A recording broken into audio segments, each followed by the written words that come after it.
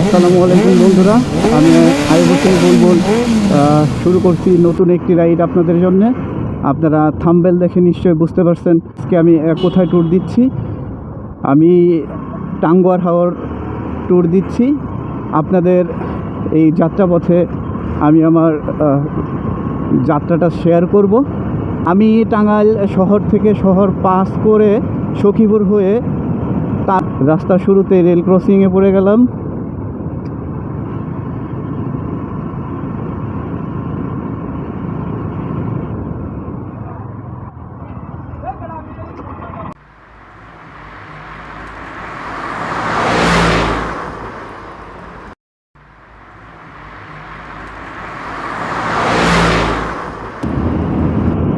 সুন্দর একটি আবহাওয়া, যদি বৃষ্টিটা না নামে তাহলে আশা করি খুব স্বাচ্ছন্দ্যেই আমি আমার এই ট্যুরের যাত্রাটা শেষ করতে পারবো। আসসালামু আলাইকুম। আমি এখন সখীপুরের দিকে রওনা হচ্ছি। আমরা এখন বিদায় নিচ্ছি টাঙ্গাইলের সারির তীর্থস্থান রামপুর বল্লা থেকে। পরবর্তী স্টপেজ আমাদের সখীপুর। এইটা হচ্ছে আপনার সখীপুর প্রাণকেন্দ্র। আমরা চলে যাচ্ছি জেলখানা রুট। জেলখানা রুট কোনটা কাকা? জেলখানা রুট কোনটা? জেলখানা রুট, জেলখানা রুট যে আমরা চলে যাব সি স্টোর। তো প্রায় আমরা জেলখানা মোড়ের কাছে চলে আসছি। এখন আমাদের রুট প্ল্যান হচ্ছে আমরা সখীপুর থেকে চলে যাব সি স্টোর, সি স্টোর থেকে ভালুকা, ত্রিশাল, তারপরে ময়মনসিংহ। আপনাদের সাথে আবার দেখা হবে সি স্টোর। কাকা সি স্টোর যাবো কোন দিক দিয়ে? সি স্টোর সোজা।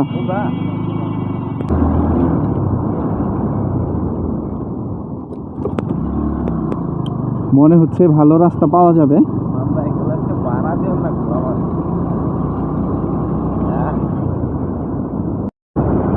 আমরা এখন চলে আসছি প্রায় সিড স্টোর বাজারের কাছাকাছি। আমরা সখীপুর থেকে ময়মনসিংহ ঢাকা মহাসড়কের যে লিঙ্ক রুটটি, সেটা আমরা সখীপুর থেকে সি স্টোর হয়ে প্রায় চলে আসছি সি স্টোর বাজারে। সি স্টোর থেকে হচ্ছে আমরা জাস্ট বামে যাব। আমরা বামে যাব, সম্ভবত আর 1-1.5 কিলো আছে আমাদের সি স্টোর বাজার।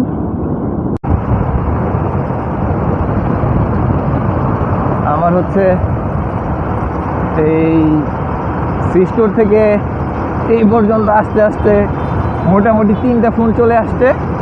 আমরা সি স্টোর থেকে এখন যাচ্ছি হচ্ছে ভালুকার পথে।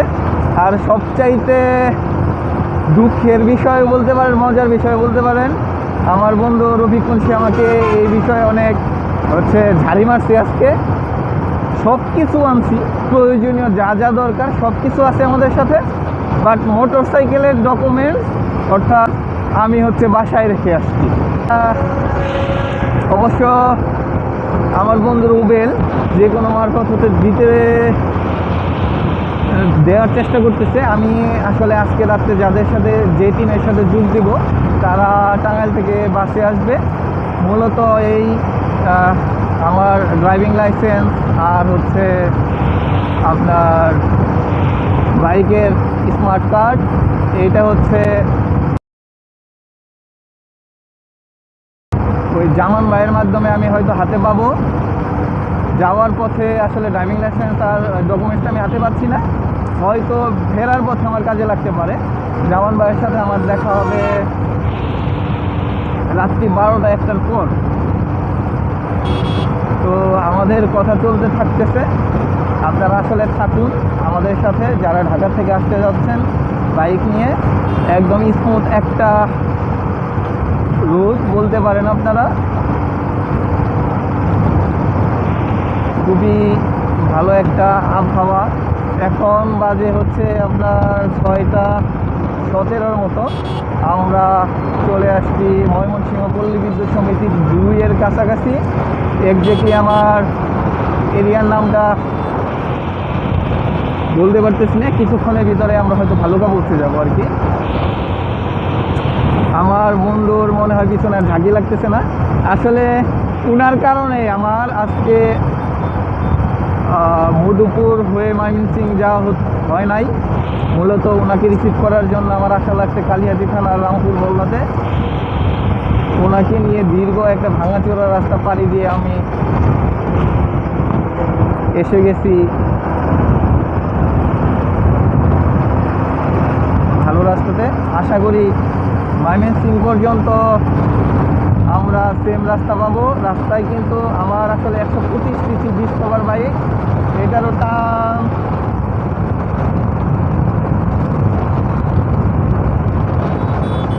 এটার টান হচ্ছে আপনার এখন 80। আমি আসলে এর চাইতে বেশি স্পিডে টানি না, যেহেতু বাইকটি পাতলা, 2 জন লোক আছি আমরা। আসলে এর চাইতে স্পিডে আমাদের বাইক চালানো ঠিক হবে না, কারণ আমরা লং ড্রাইভে যাচ্ছি।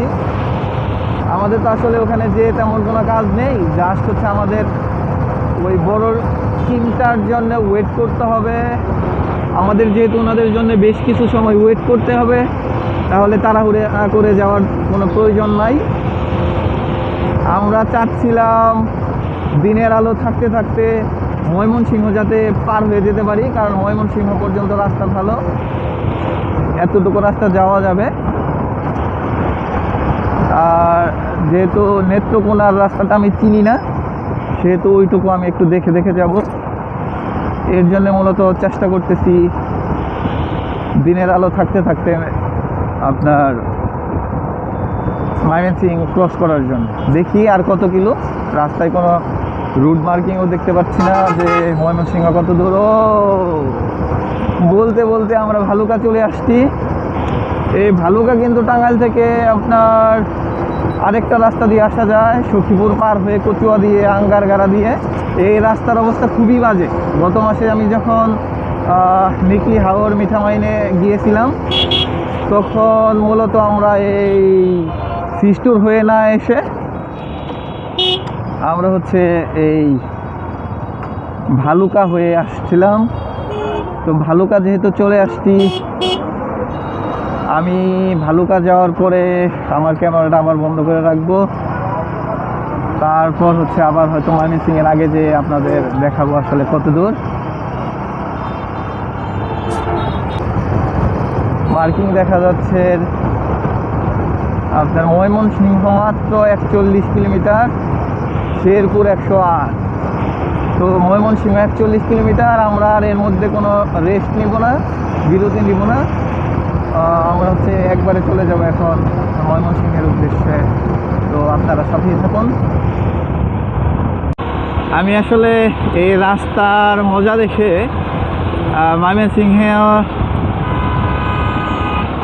ময়মনসিংহ পৌঁছানোর আগে আবারও চলে আসলাম যে দিনের আলো কিছু কিছু আছে। যারা ঢাকা থেকে বাইক নিয়ে আসবেন ভাই, আপনাদের কাছে আমি বলতেছি যে ভাই মাখনের মতো রাস্তা, একদম পুরো মাখনের। সিলেটে এখন রাস্তার যে খারাপ অবস্থা, আপনাদের আমি বলবো এখন সিলেট হয়ে আপনারা টাঙ্গার হাওর না যে আপনারা এই ময়মনসিংহ নেত্রকোনা হয়ে চলে আসুন। তাই পুরো মাখনের মতো রাস্তা, শুধু ছোটলটা ধরবেন আর গাড়ি দৌড়াবে, বাইক দৌড়াবে ভাই। আমি তো ছোটো বাইক নিয়ে যাচ্ছি। এই রাস্তায় হচ্ছে যারা হায়ার সিসির কিংবা ভালো মানের একটা বাইক চালাবেন, তাদের হচ্ছে 100, 120, এটা হচ্ছে পানি ভাতের মতো হবে এই রাস্তায়, সত্যি বলতে আর কি। কারণ আমি 125 সিসি নিয়ে 70-80 যাচ্ছি। বাট আপনারা যারা হচ্ছে কিংবা আদার যে বাইকগুলো আছে সেইগুলো নিয়ে আসলে সত্যি বলতে হচ্ছে সেই একটা ফিল পাবেন। আমার তো মনে হচ্ছে যে এটা আপনার ভাঙা এক্সপ্রেসওয়ের চেয়ে কোনো অংশে কম না। সত্যি বলতে আপনারা আসলে কি মনে করবেন যে আমি এটাকে ভাঙা এক্সপ্রেসওয়ের সাথে তুলনা করতেছি? সত্যি মাখনের মতো একটা রাস্তা, স্মুথ। অবশেষে কিছুক্ষণ আগে ফোনে কথা হয়েছে আমার বন্ধু রুবেল, আমাদের ওই টিমের কাছে আমার রেজিস্ট্রেশনের ডকুমেন্টসগুলা হ্যান্ড ওভার করতে পারছে। আশা করি রাত্রি 12টা থেকে 1টার ভিতরে আমি আমার ডকুমেন্টসগুলো হাতে পেয়ে যাব। তো এবং আমি আপনাদের জন্য যে ভিডিওটা করতেছি সেই ভিডিওটা হচ্ছে খুবই কম দামের একটা মোবাইলে হচ্ছে আমার আগের যে প্রথম ব্লগ, সেই ব্লগে হচ্ছে এই মোবাইল আর হচ্ছে মোবাইল মাউন্টিং কিট নিয়ে একটা ব্লগ তৈরি করেছিলাম কয়েকদিন আগেই। আমি মূলত সেই মাত্র 270 টাকার হেলমেট মাউন্টিং কিট অথবা মোবাইল মাউন্টিং কিট দিয়ে এখন ভিডিও করতেছি। যদিও হচ্ছে আমার ক্যামেরাটা 2021 সালে মাত্র 15,000 না 14,000 টাকা দিয়ে কিনছিলাম। তো একটা মোবাইল কিনবো করে আসলে আর কেনা হচ্ছে না। এই দেখো অফিস দৌড় দিলেই বাইচে গেল। আমি আসলে গত সপ্তাহে 500 টাকার তেল তুলছিলাম। 500 টাকার তেল তুলে নিয়ে আসলে বেশি রাইড করা হয় নাই, সম্ভবত 20 কিলোর মতো চালানো হয়েছে। তো বেশ কিছু ফুয়েল ছিল। আমি টাঙ্গাইল থেকে ময়মনসিং চলে আসছি, এখন পর্যন্ত আমার রিজার্ভ আসে নাই। 3টা দাগ দেখাচ্ছে আমার ফুয়েলের। তো আমি ময়মনসিং পার হয়ে ফুয়েলের ট্যাঙ্কি ফুল করে নিব চিন্তা করতেছি।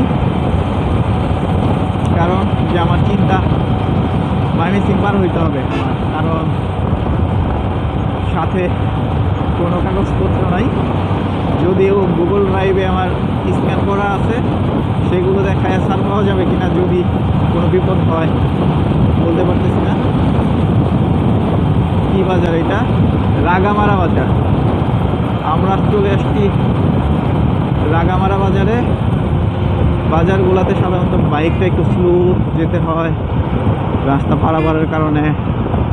গাড়িগুলাও একটা উল্টা, গাড়িগুলো সাধারণত লোকাল যাত্রী তুলে, যাত্রী উঠায় নামায়। তো এর জন্য স্পিডটা একটু ডাউন করে দিতে হয়।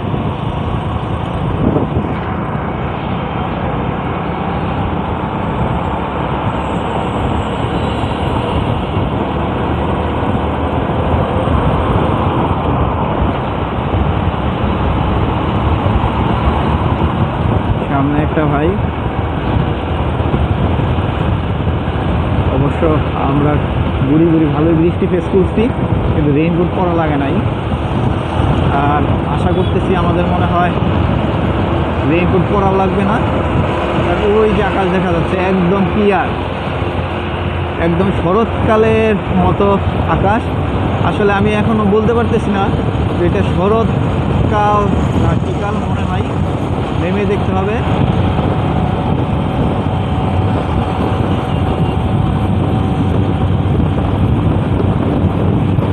একটু ঝাঁকি পাচ্ছে হেলমেটটা, ভিডিওতে কেমন দেখা যাবে জানি না। আপনারা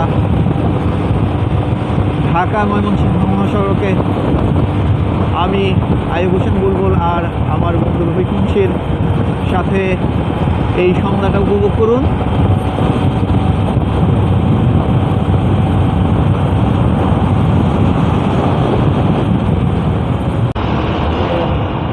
ভাবছিলাম দিনের আলোতেই ময়মনসিংহ শহর ক্রস করব, কিন্তু তার আগে রাত্রি হয়ে গেছে।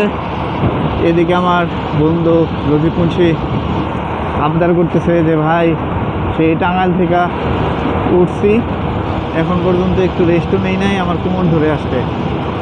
তো দেখি সামনে একটা পাম্প পেলে সেখান থেকে আপনার তেল তুলবো, প্লাস হচ্ছে কিছুক্ষণের জন্য রেস্ট নিব। সামনে মসজিদ, পাম্প কোথায় তাহলে? ঢাকা ময়মনসিংহ হাইওয়েতে নেক্সট পেট্রোল ফিলিং স্টেশনে। এই রুটে আমি আজকে জীবনে প্রথম। দেখি, আশা করি খুব শীঘ্রই তাড়াতাড়ি একটি পেট্রোল পাম্প পেয়ে যাব। আর পেট্রোল পাম্পে রফিক ভাইকে আমি কথা দিচ্ছি বেশ খানিকটা সময় আমরা হচ্ছে রেস্ট নিব।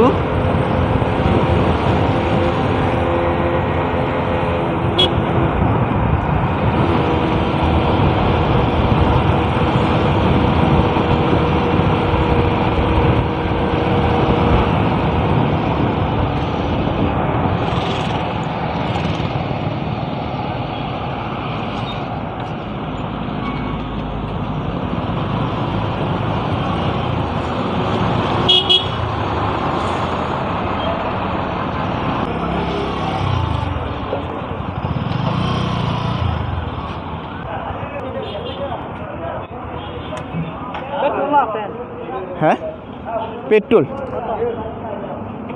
দেখেন তো কত টাকা ঢুকে, কত দিচ্ছেন ই করেন, জিরো করে নেন, কত টাকা ঢুকে দেখেন।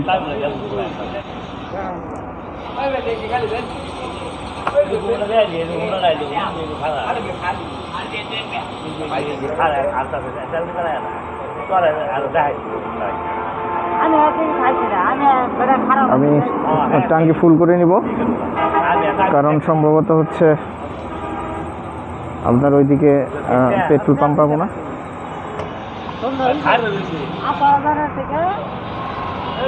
দেখে দেখে দেখেন আরো ঢুকে কিনা,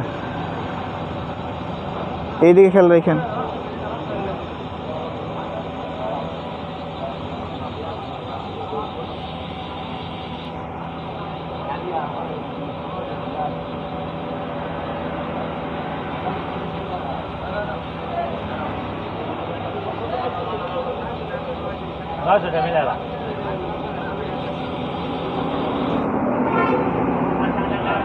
থাকুক না, গ্যাস জমে যাবে।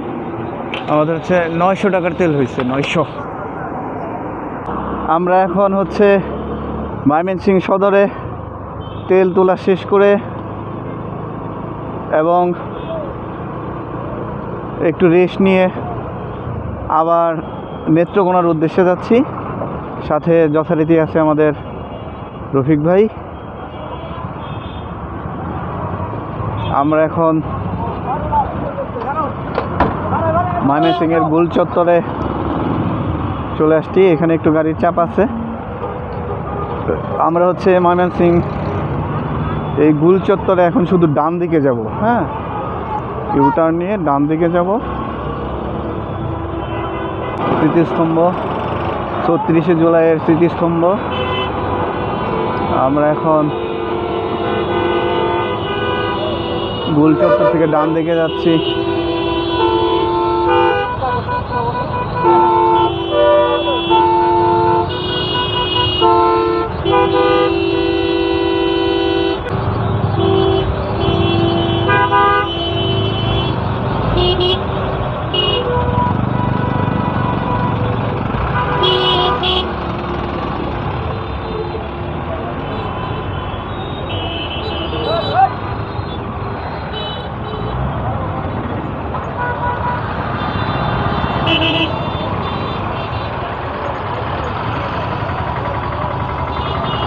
নেত্রকোনা বাম দিকে ভাই।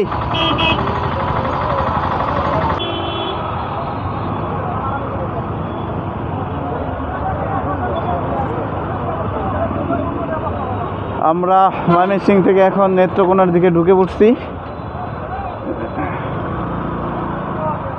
একটু যানজট ছিল, সামনে দেখাচ্ছে নেত্রকোনা 44 কিলোমিটার।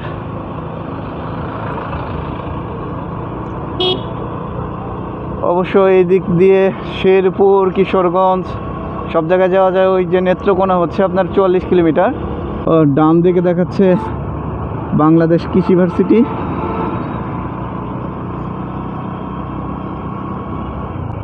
অনেকে যেটাকে ময়মনসিংহ কৃষি ভার্সিটি বলে।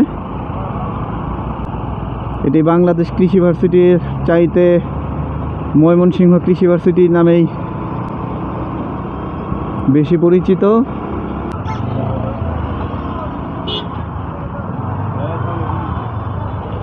কোন দিকে ধরতেছে? হ্যাঁ, বাইক ধরতেছে। আমার যেহেতু কাগজপত্র সাথে আনি নাই,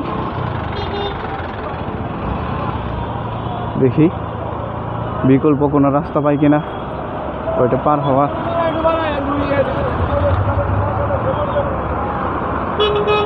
এই মামা, এই ওই দিক দিয়ে তো হচ্ছে পুলিশ বসতে, নেত্রকোনা রুটে যাব আমি, ঢাকা থেকে আসছি। এই দিক দিয়ে যাওয়া যাবে? পুলিশ নাই নাকি? ওই দিক দিয়ে বের হওয়া যায় না? উঠা যাবে? আমি নেত্রকোনা রুটে যাব। এইখানে শুনলাম নাকি পুলিশ বসতে, আমার রেজিস্ট্রেশনের নাম কাগজপত্র বাসায় রেখে আসতে বলে।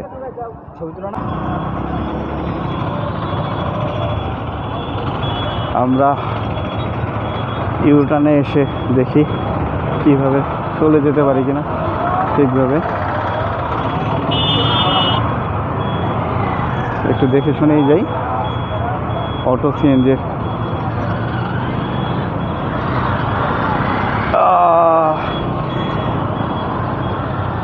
ডানে চলে গেলাম একটু।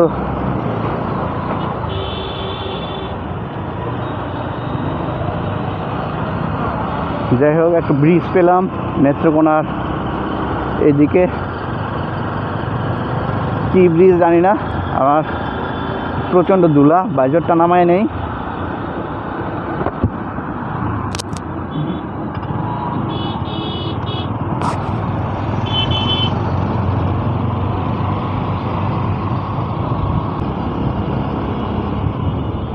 মোবাইল মানি ব্যাগ সব ঠিক আছে, যেটা ঠিক থাকার দরকার সেই বাইকের ডকুমেন্টসই আমার কাছে নাই। এর জন্য চুরের মতো উল্টা দিয়ে আসতে হইল।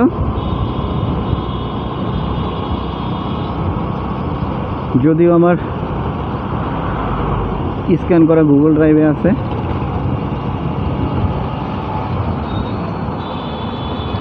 নেত্রকোনা সোজা 39 kilometre, Sherpur 70 kilometre, Kishoreganj 69 kilometre. আমরা এখনো মনে হয় ময়মনসিংহের ভিতরেই আছি। রাস্তাটা অনেক ভালো। এক ভাইয়ের কাছে যেহেতু শুনলাম সামনে টুল প্লাজা, কত বড় ব্রিজ আমার জানা নাই। দেখি এই রুটে প্রথম কোনো টুল দেয়া লাগে নাকি ফ্রি চলে যেতে পারি।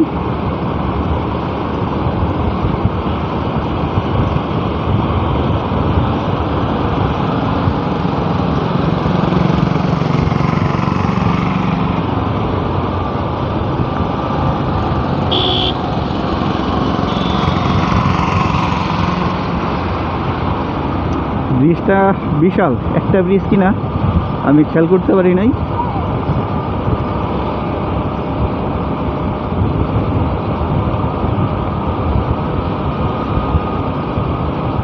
আমার কিন্তু আসলে মনে হচ্ছে না যে আমি লং রোডে ড্রাইভ করতেছি। আমার কাছে ভালোই লাগতেছে, না বৃষ্টি না গরম, বাইক ড্রাইভ করার মতো একটা সুইটেবল একটা আবহাওয়া। যদিও ময়মনসিংহ শহর থেকে বের হওয়ার সময় যানজটের কারণে এখানে একটু গরম লাগতেছিল হেলমেট পরে।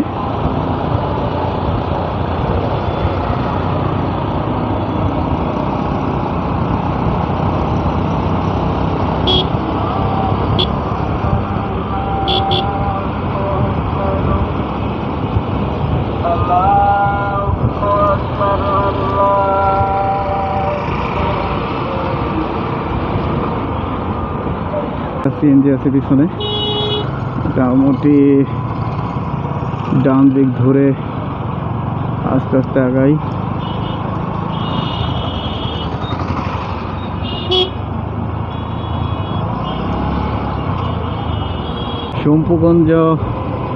শ্যামগঞ্জ নেত্রকোনা সোজা, ধর্মপাশা মধ্যনগর সোজা।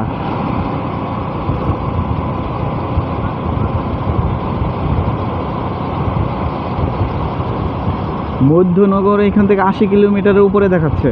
তার মানে আমি যদি মধ্যনগর থেকে নৌকায় উঠতাম তাহলে আমার মিনিমাম আরও 80 কিলোমিটারের উপরে যেতে হতো।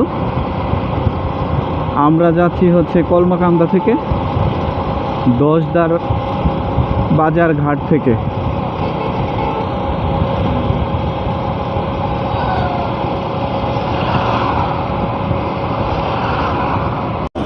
আমরা এখন আছি নেত্রকোনা থেকে 4 কিলোমিটার দূরে। 4 কিলোমিটার পরে নেত্রকোনা। হেমগঞ্জ বাজারের কাছে এসে অবশ্য 10 মিনিটের একটা বিরতি নিয়েছিলাম। এখন আমাদের প্ল্যান আর 4 কিলোমিটার দূরে নেত্রকোনা শহর।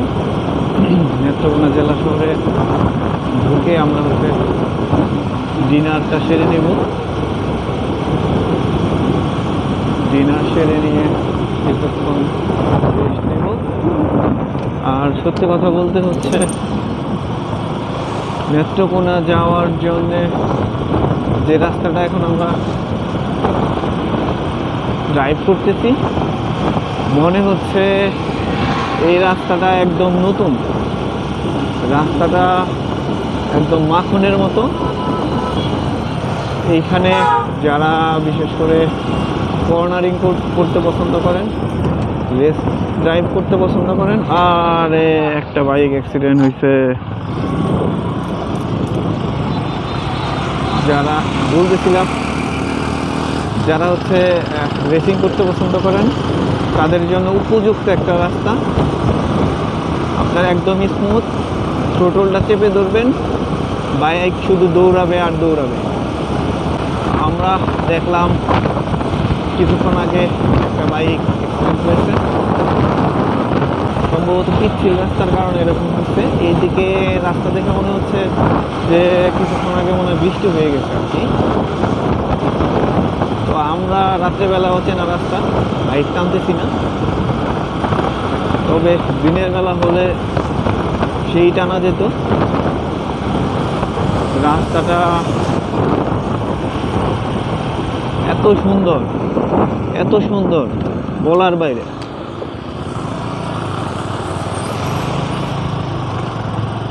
নেত্রকোনা বিজিবির সদর দপ্তর।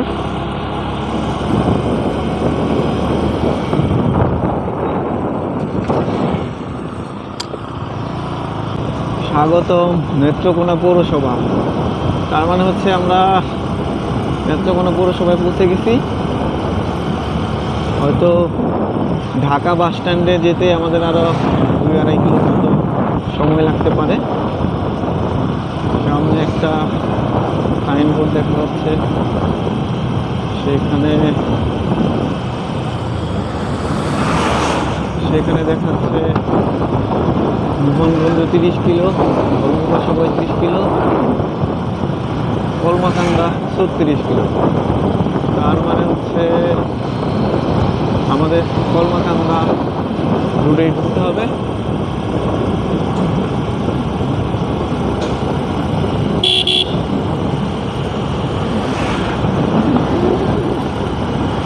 আসলে রাস্তার প্রশংসা না করে পারতেছি না। যারা ঢাকা থেকে সিলেট হয়ে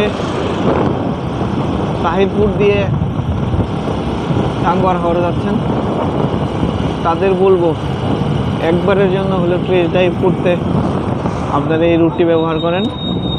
রুট এক কথায় সেই। আমরা মনে হয় নেত্রকোনা মেন শহরে চলে আসছি। দেখি এখানে কোথাও বসে ডিনারটা সেরে নেব আর কিছুক্ষণ রেস্টও নিয়ে নেব।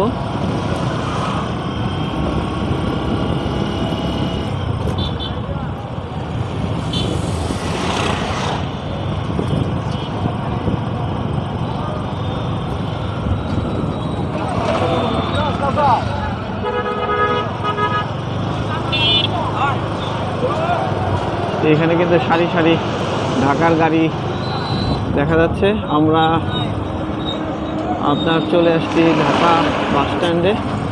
এখানে কিন্তু অনেক গাড়ি আছে।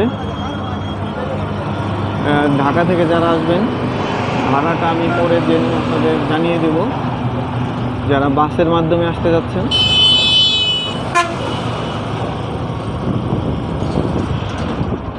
ভাটি বাংলা এক্সপ্রেস।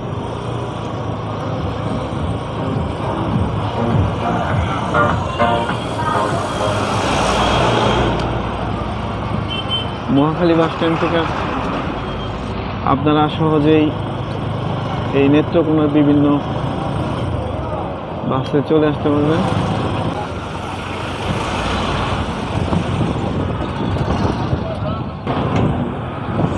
আমরা ঢাকা বাস স্ট্যান্ড থেকে এখন নেত্রকোনা মেন শহরের দিকে যাব। এটাতে কি জলাশয় নাকি কোনো লেক টেক নাকি অন্য মতো লাগতেছে। সদরঘাট লঞ্চ ঘাটের মতো লাগতেছে। আমার হেলমেটের বাইজর দিয়ে কিছু দেখা যাচ্ছে না আর কি। চালানটা আমি খুলে দিই। এটা হচ্ছে কোনো লেক টেক হবে ওই দূরে।